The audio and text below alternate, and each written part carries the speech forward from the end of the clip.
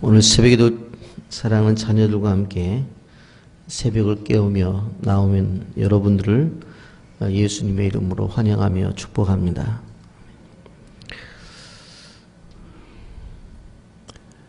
구약 성경 39권 가운데서 이스라엘 백성이 아니라 이방인이 중심이 되어서 쓴 성경이 두 권이 있습니다.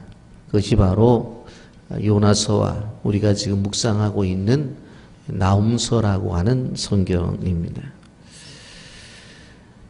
요나서와 나훔서의 이야기는 사실 그 아수르라고 하는 나라 그리고 그의 수도인 니느웨를 중심으로 이루어지는 일에 대해서 이야기를 하고 있습니다.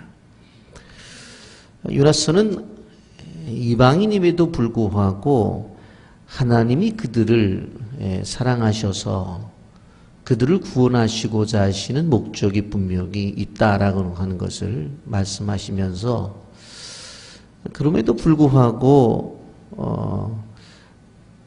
하나님께서 주시는 복음의 메시지를 듣지 않는 그 백성들은 결국은 멸망을 당한다, 심판을 당한다 라고 하는 것을 가르쳐 주는 성경이 나훔서입니다.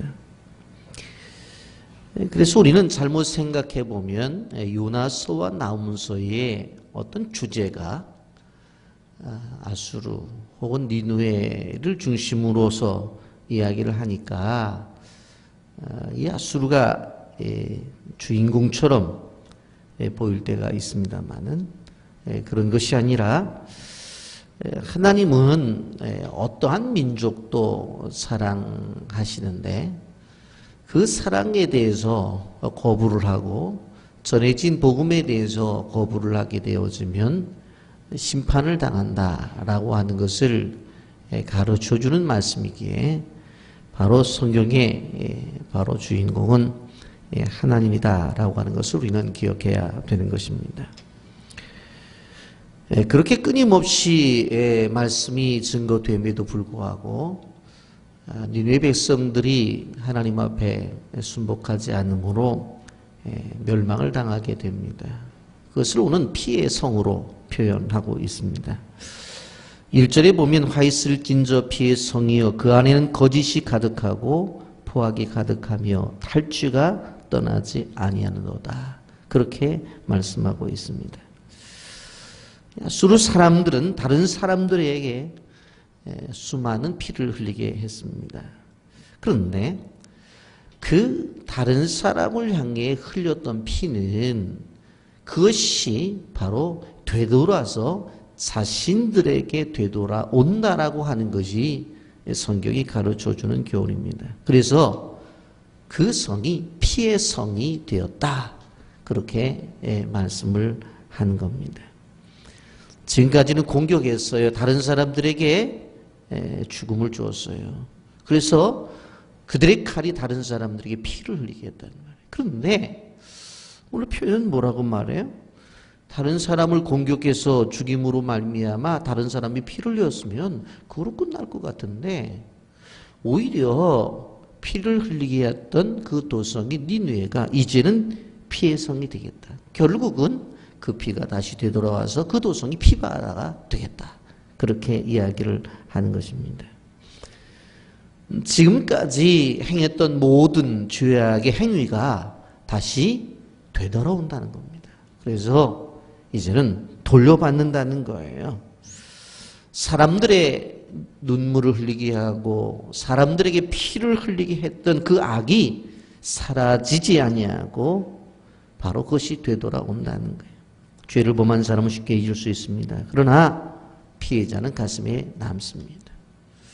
그런데 고통을 당하고 아픔을 당한 사람들이 너무 괴로우니까 잊자 하잖아요. 그런데 중요한 것은 고통을 준 사람도 잊어버리고 어떻게 보면 고통을 당한 사람도 너무 괴로워서 잊어버린 수 있을지 모르지만 심판자 되시는 하나님은 잊지 않으신다는 거예요.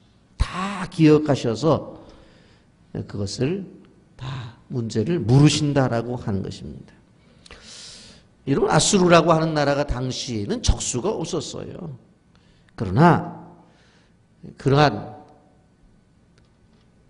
적수가 없을 정도의 큰 나라를 이루면서 많은 죄도 쌓았습니다.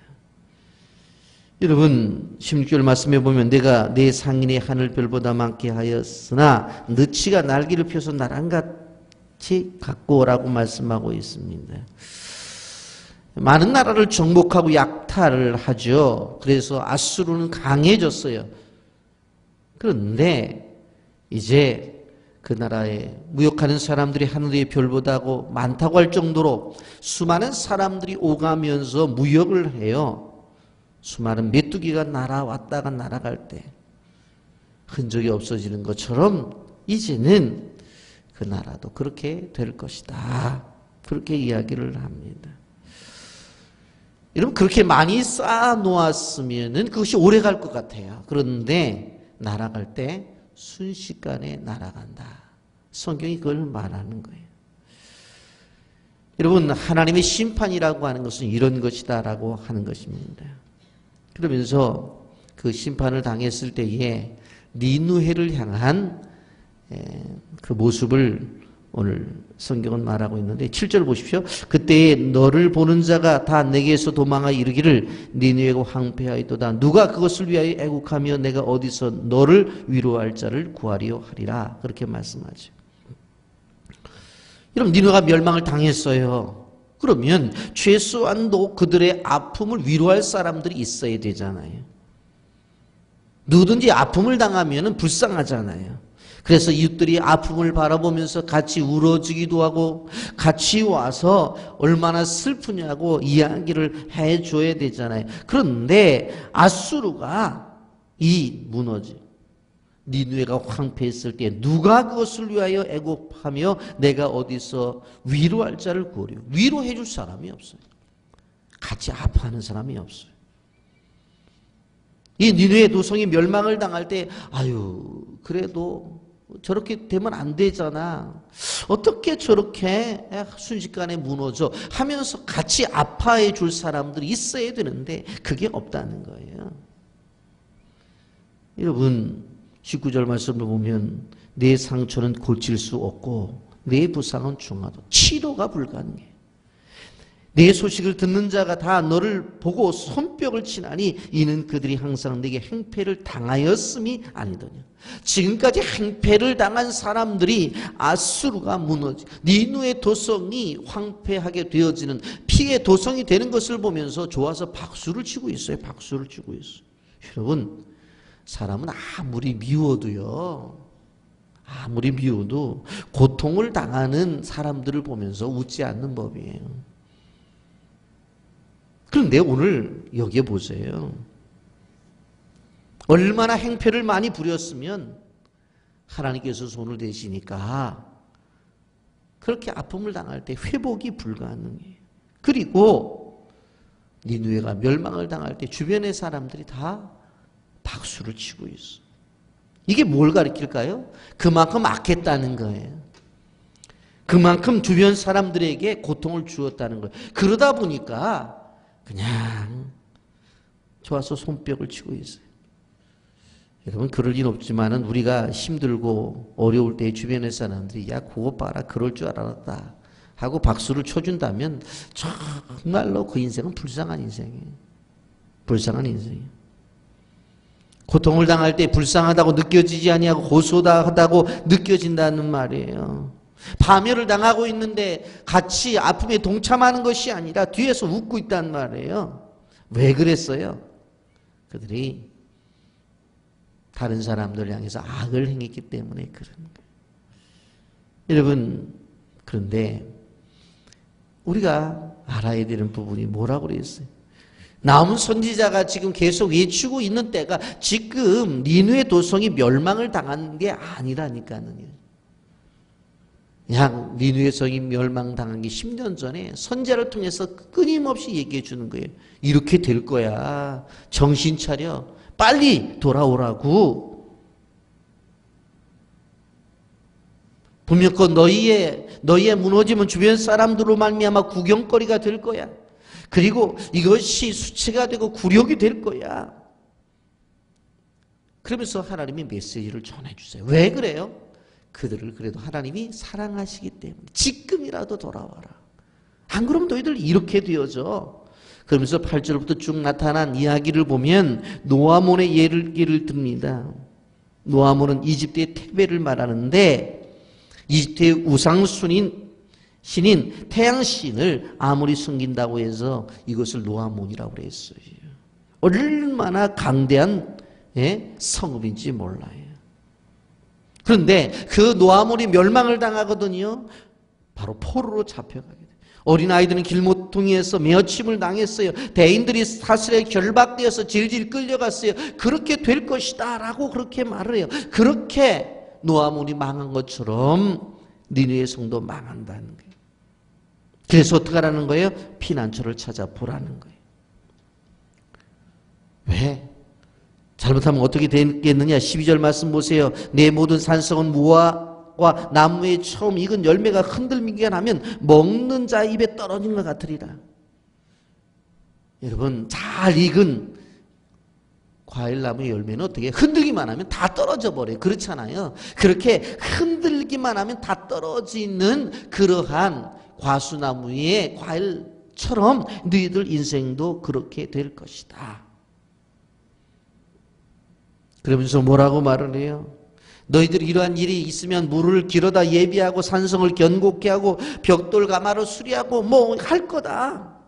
그런데 14절부터 나타나 있는 말씀을 보면 장정들이 여인과 같이 연약해지게 될 것이고 대적 앞에서는 빗장이 열려져 버리고 벽돌 가마에서 벽돌을 구워서 이제 전쟁을 대비하지만 그 벽돌 가마에서 오히려 불이 나와서 너희를 살라버릴 것이다. 이렇게 얘기를 해요. 여러분, 한마디로 말하면 무슨 얘기를 하는 겁니까? 니느웨 백성들을 향해서 이야기를 하는 것 같지만 그러나 이것은 누구를 향해서 얘기하는 거예요? 이스라엘 백성들을 향해서. 너희도 잘못하면 이렇게 된다. 너희도 잘못하면 이렇게 된다. 여러분, 우리는 어제 대통령의 탄핵을 보면서 많은 아픔을 느낍니다. 우리나라 역사뿐만 아니라 세계 역사 속에서도 보기 드문 일이 벌어진 거잖아요. 그럼 그걸 보고 뭘 느낄까요? 죄를 범하면 한 나라의 수장도 무너져 버려요. 그러면 그것이 나라 공동체만 그런가요? 그렇지 않아요. 어떠한 공동체든지 개인도 마찬가지고 가정도 마찬가지고 더 솔직하게 표현을 한다고 한다면 주님의 피로 값주시고 사신 교회도 지도자들이 잘못되면 무너질 수밖에 없는 거예요.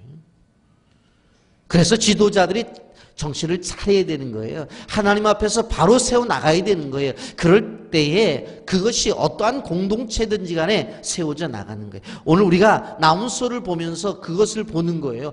저거는 믿지 않는 사람들의 이야기니까, 그건 정치하는 사람들의 이야기니까 그렇게만 보지 말라는 거예요.